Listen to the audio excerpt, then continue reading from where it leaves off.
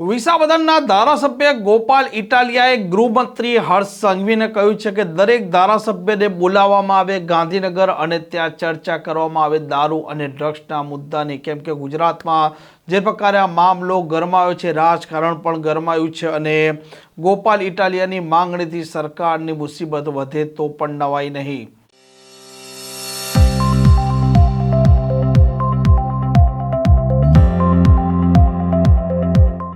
નમસ્કાર, આપ જોઈ રહ્યા છો હોટલાઇન ન્યૂઝ અને હું છું આપની સાથે તોફિક ગાંચી। ગુજરાતમાં દારૂ ડ્રગ્સના મામલે ધમાસાણ મચેલું છે। કોંગ્રેસે તેમની જન આક્રોશ યાત્રા દરમિયાન ગુજરાતમાં કાયદો વ્યવસ્થા, બેરોજગારી અને ખેડૂતો સહિતના અનેક મુદ્દા ઉપાડ્યા અને દારૂ ડ્રગ્સનો મામલો છે તેણે તૂલ પકડ્યું। ઠેર ઠેર લોકો દારૂ ડ્રગ્સના મામલે સોશિયલ મીડિયામાં તેમનો અવાજ ઉઠાવવા લાગ્યા અને આ મામલે ગુજરાતનું રાજકારણ પણ ગરમાયું ને તેમાં એન્ટ્રી થાય છે ધારાસભ્ય ગોપાલ ઇટાલિયાની અને તેમણે માંગણી કરી ગૃહમંત્રીના પાસે દરેક ધારાસભ્યને બોલાવવામાં આવે, ચાહે તે સત્તા પક્ષનો હોય કે વિપક્ષનો હોય, અને દારૂ અને ડ્રગ્સના મામલે જે યુવાનો બરબાદ થઈ રહ્યા છે, આ રાજ્યના લોકો દારૂથી ત્રાહિમામ પોકારી રહ્યા છે, વિધવા આ મહિલાઓ થઈ રહી છે, તે મામલે દરેક ધારાસભ્ય સાથે ચર્ચા કરવામાં આવે અને તેનું ઠોસ નિરાકરણ કરવામાં આવે।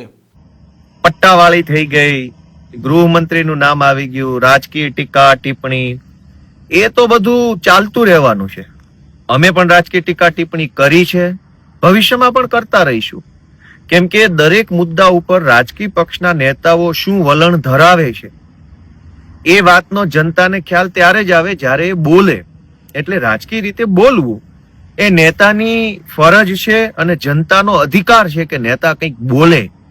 કંઈ બોલશે નહીં તો ખ્યાલ કેમ આવશે કે નેતા કઈ બાજુ છે? દારૂના સમર્થનમાં છે, વિરોધમાં છે, ડ્રગ્સના હપ્તા ખાય છે, નથી ખાતો, એ વસ્તુની ખ્યાલ જ્યારે નેતા ટિપ્પણી કરશે ત્યારે આવે છે। આજે મારે ટૂંકી અને મહત્વની વાત કરવી છે કે રાજકીય ટીકા ટિપ્પણીઓ તો થઈ ગઈ, પણ હવે દારૂ અને ડ્રગ્સના મુદ્દાનું સોલ્યુશન શું? એ સોલ્યુશન આવે એના માટે મેં આજે એક પત્ર લખીને ગૃહમંત્રી પાસે એવી માંગણી કરી છે કે ગૃહમંત્રી જો દારૂ અને ડ્રગ્સના મુદ્દા ઉપર ગંભીર હોય, ચિંતિત હોય, તો તાત્કાલિક ગુજરાતની વિધાનસભામાં જે પાર્ટીના ધારાસભ્યો છે એ તમામ પાર્ટીઓની સર્વપક્ષીય મીટિંગ બોલાવવામાં આવે અને એની અંદર ગહન વિસ્તૃત ચર્ચા કરવામાં આવે। વિધાનસભામાં અનેક વખત જોયું છે કે સર્વપક્ષીય ક્રિકેટ મેચ યોજાય છે, એમાં બધા પક્ષના ધારાસભ્યો 2-5 દિવસ સુધી દડા બેટ રમે છે, મજા કરે જનતાના પૈસે। વિધાનસભાની અંદર સર્વપક્ષીય સાંસ્કૃતિક તહેવારો પણ ઉજવાય છે, વિધાનસભાની અંદર સર્વપક્ષી ભોજન સમારંભ પણ થાય છે, વિધાનસભામાં સર્વપક્ષીય ઘણું બધું થાય છે, નવા વર્ષના સ્નેહ મિલન ઘણી વાર યોજાય છે। તો દારૂ અને ડ્રગ્સના મુદ્દે સર્વપક્ષીય બેઠક કેમ નહીં? તો મેં પત્ર લખ્યો છે, આજે ઈમેલ કર્યો છે અને માંગણી કરી છે કે રાજકીય ટીકા ટિપ્પણી તો ઠીક છે, કરતા આવ્યા છે બધા જ પાર્ટીના નેતાઓને, ભવિષ્યમાં કરતા રહેશે, પણ જો ગુજરાતના ગૃહમંત્રી સુધી ડ્રગ્સ અને દારૂના હપ્તા ન પહોંચતા હોય, જો એને હપ્તામાં રસ ન હોય, ખરેખર દારૂ અને ડ્રગ્સના દૂષણ ઉપર પ્રતિબંધ આવવો જોઈએ, ખરેખર આ બધું બંધ થવું જોઈએ, એવી જો ચિંતા અને ગંભીરતા ગૃહમંત્રીમાં હોય તો તાત્કાલિક સર્વપક્ષીય બેઠક ગૃહમંત્રીની અધ્યક્ષતામાં બોલાવવામાં આવે। એમાં બધી પાર્ટીનું ડેલિગેશન જશે, સૂચન આપશે, રજૂઆત આપશે, સંવાદ કરશે અને મીટિંગના અંતે જે સર્વસંમતિ થાય દારૂ અને ડ્રગ્સના પ્રતિબંધ બાબતે, એ બાબત ગુજરાતની વિધાનસભાનું ફેબ્રુઆરીનું જે સત્ર આવવાનું છે એની અંદર મૂકવામાં આવે। મિત્રો,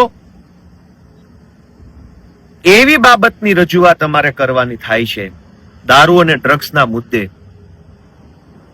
કે જે વિસ્તારમાંથી દારૂ પકડાય મોટા જથ્થામાં, એ વિસ્તારના જવાબદાર સરકારી અધિકારીઓ ઉપર પણ એફઆઈઆર થવી જોઈએ। કેમ ન થવી જોઈએ?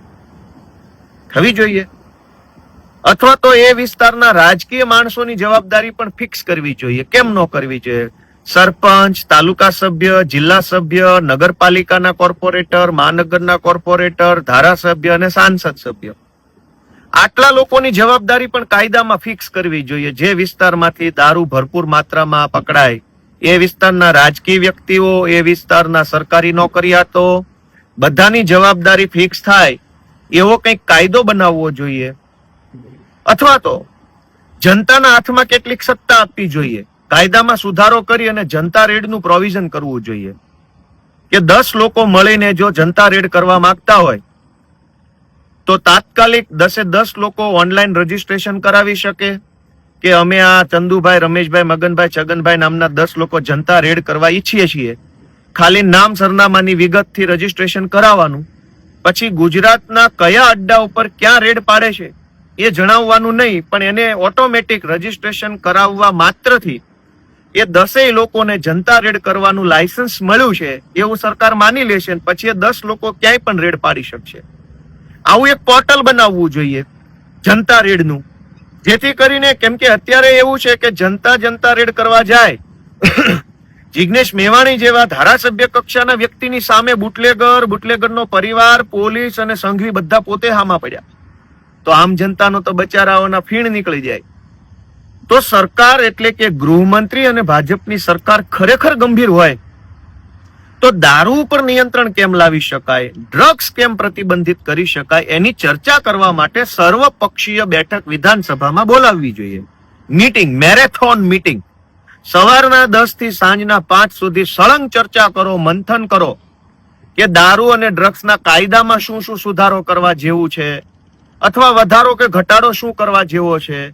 પોલીસ જે દારૂ અને ડ્રગ્સના કેસની તપાસ કરે છે એ પ્રોસેસની અંદર શું સુધારો વધારો કરવાની જરૂર છે, અથવા દારૂ ડ્રગ્સના આરોપીઓને જે જામીન મળે છે કે એને જે કંઈ કોર્ટ પ્રક્રિયા છે એમાં શું સુધારો વધારો કરવા જેવું છે.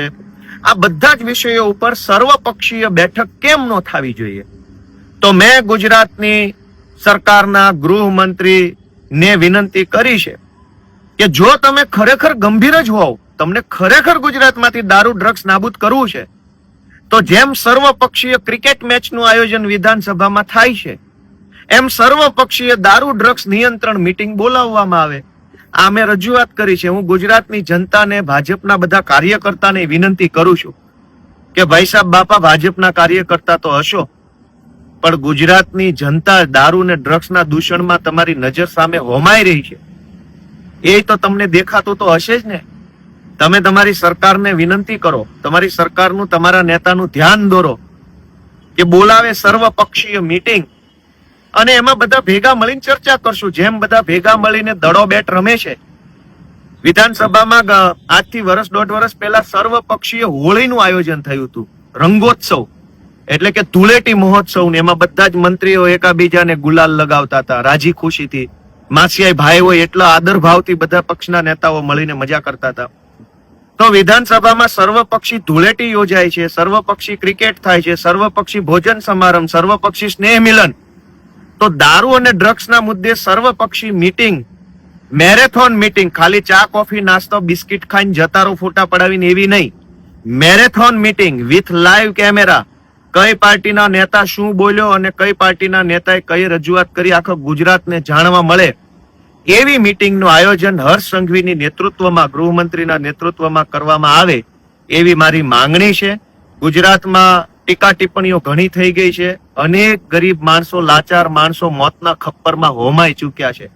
હજુ જો વધારે જિંદગી બરબાદ ન થવા દેવી હોય તો હું આશા રાખું છું કે તાત્કાલિક હદે ગુજરાતની સરકાર સર્વપક્ષી બેઠક બોલાવે અને દારૂ ડ્રગ્સના મુદ્દે કંઈક સકારાત્મક નિર્ણય લે અને કાયદામાં, કાયદાની પ્રક્રિયામાં, કોર્ટ પ્રોસેસમાં, મેડિકલ એક્ઝામિનેશનમાં, બધી ફોરેન્સિક રિપોર્ટમાં, બધામાં જે સુધારો વધારો કરવાનો હોય એનો નિર્ણય એ મીટિંગમાં લેવાઈ જાય અને જે નિર્ણય મીટિંગમાં લીધો હોય એનું બિલ બનીને, ખરડો બનીને, ઠરાવ બનીને વિધાનસભાના ફેબ્રુઆરી સેશનની અંદર સરકાર લઈ આવે એવી અમારી રજૂઆત છે. આ પ્રકારના સમાચાર, પ્રકારના અહેવાલ માટે હોટલાઇન ન્યૂઝ ડે ચેનલને લાઇક, શેર અને સબસ્ક્રાઇબ કરવાનું ભૂલતા નહીં. નમસ્કાર.